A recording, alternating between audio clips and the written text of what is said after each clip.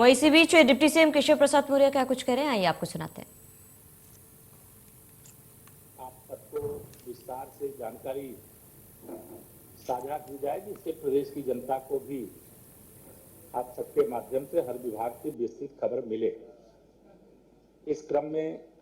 आज मुझे आप सबको यह बताते हुए प्रसन्नता हो रही है कि जो हम लोगों ने 100 दिन का लक्ष्य तय किया था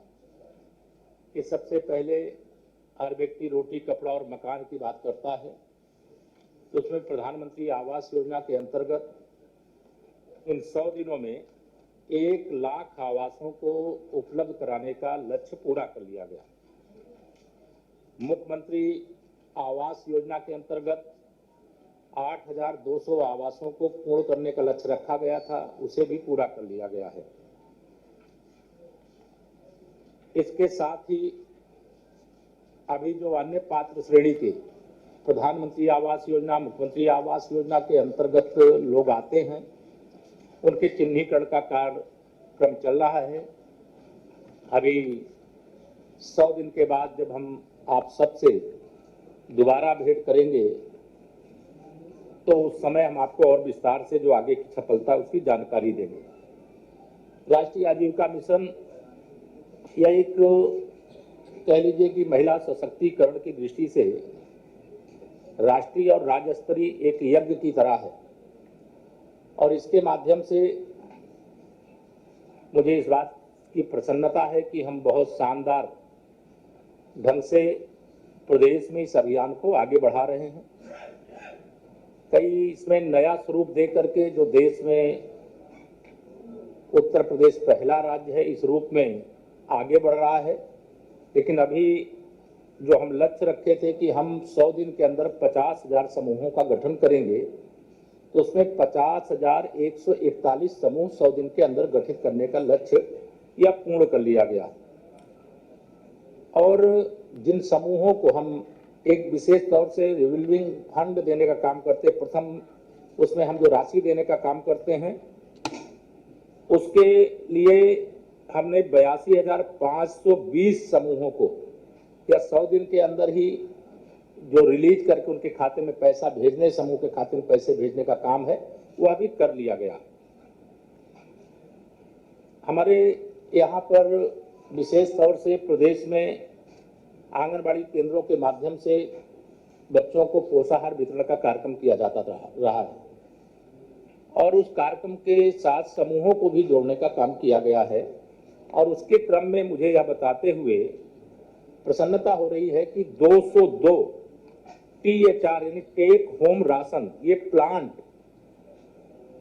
स्थापित करने के लिए जो टेंडर की प्रक्रिया है उसे पूरा किया गया है। उसकी भी मैं आपको जानकारी देते हुए मुझे प्रसन्नता है कि आने वाले समय में एक तरफ तो समूह को एक रोजगार मिलेगा और पूर्ण शुद्धता के साथ, गारंटी के साथ जिन बच्चों के लिए पोषाहार दिए जाने की व्यवस्था है वो पोषाहार भी उनको उपलब्ध कराने का काम किया जाएगा। और यह भी मुझे आपको बताते हुए प्रसन्नता है कि जो 202 जिनके टेंडर प्रक्रिया पूरी की गई उसमें से 11 प्लांट यह चलना शुरू हो गए।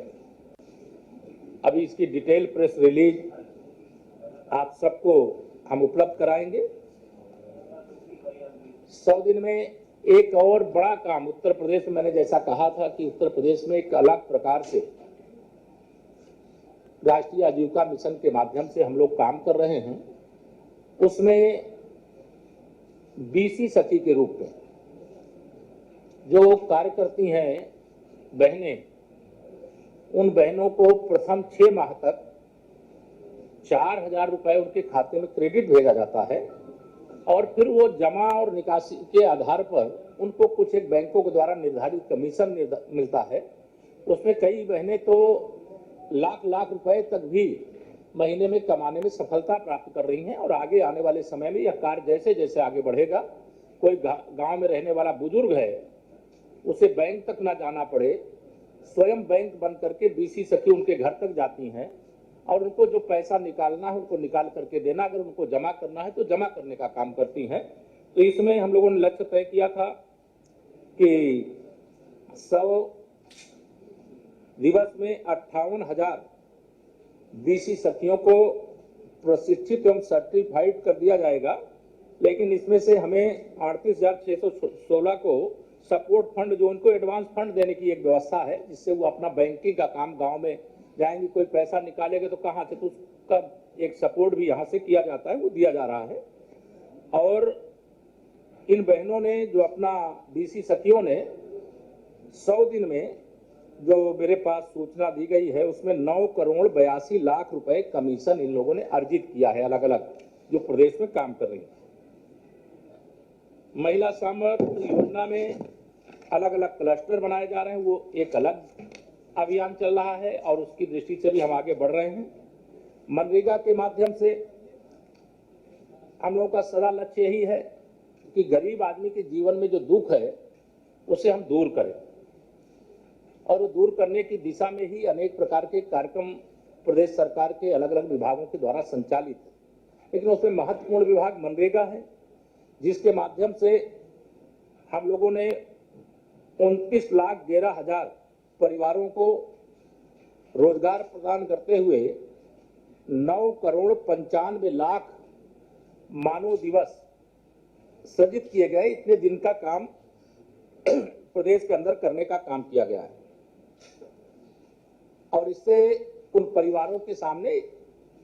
विशेष तौर से जो रोजगार का, परिवार की जरूरत की जो समस्या थी, उसको दूर करने में सफलता मिली।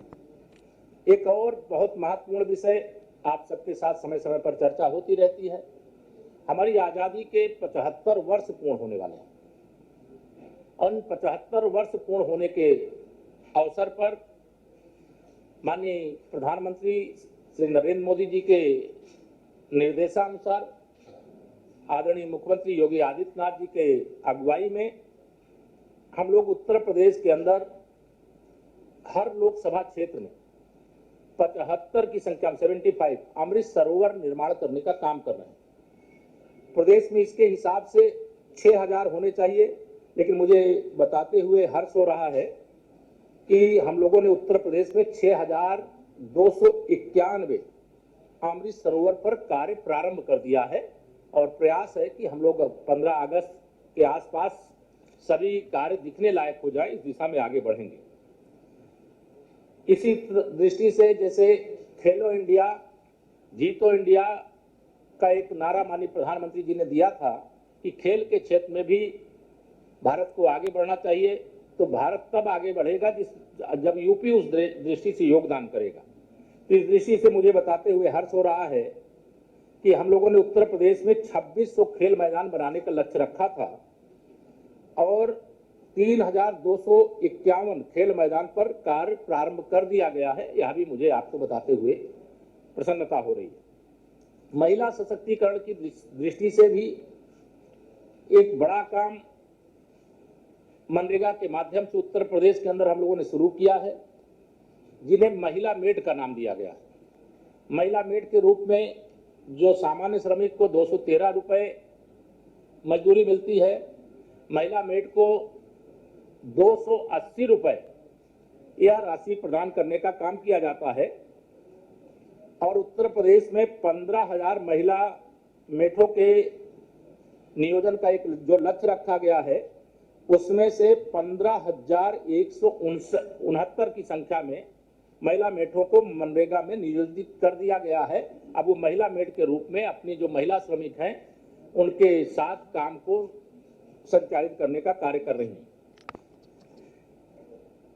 इसी प्रकार से उत्तर प्रदेश में जैसे कल आपने देखा वन महोत्सव के अवसर पर 25 करोड़ वृक्ष लगाने का काम हुआ है, और यह वृक्ष लगाने का काम इसलिए हुआ है कि वृक्षों के रोपण के बाद जब उनकी रक्षा होती, वो बड़े होते हैं, तो जैसे हमारे पूर्वजों ने हमें वृक्ष उपलब्ध कराया, इसलिए हम आप सब एक अच्छा जीवन जीने में सफल हो रहे हैं। उस समय की आबादी कम रही होगी, वृक्ष अधिक रहे, जल अधिक रहे, उपलब्ध रहा, लेकिन आज इस दिशा में हमें बहुत सबको मिलकर के काम करना है। और इसके क्रम में मनरेगा के माध्यम से ही हाई टेक नर्सरी 150 की संख्या में यह स्थापित करने का एक लक्ष्य रखा गया है। इसमें अभी हम लोग 21 की संख्या में हाईटेक नर्सरी की स्थापना की प्रक्रिया लगभग पूर्णता की ओर है और 129 जो और हाईटेक नर्सरियां उनका स्थान का चयन कर लिया गया। एक बात और मुझे बताते हुए आपको हर्ष हो रहा है, और मैं आपसे भी निवेदन करूंगा कहीं कोई ऐसा ध्यान में आए आपको कि आप हमको अवगत करा सकें, तो मैं आप सबको भी, चूंकि हम सब प्रदेश के वासी हैं, हम चाहे राजनीति के अंदर हों, चाहे समाज के अंदर हों, चाहे पत्रकारिता कोई भी जीवन हो, तो उसमें सबको एक दूसरे का पूरक बनना पड़ता है। हमारे प्रदेश की बहुत सारी नदियां, तमाम सारे भूमाफियाओं के कारण बहुत सारे तालाब गायब कर दिए गए थे, लेकिन आजादी के अमृत महोत्सव वर्ष पर आज मैं इस बात की आप सबको जानकारी दे रहा हूं कि हम उत्तर प्रदेश में अमृत महोत्सव वर्ष पर 75 की संख्या में जो विलुप्त नदियां हैं जिनको कब्जा कर लिया गया, वह 75 की संख्या में विलुप्त नदियों को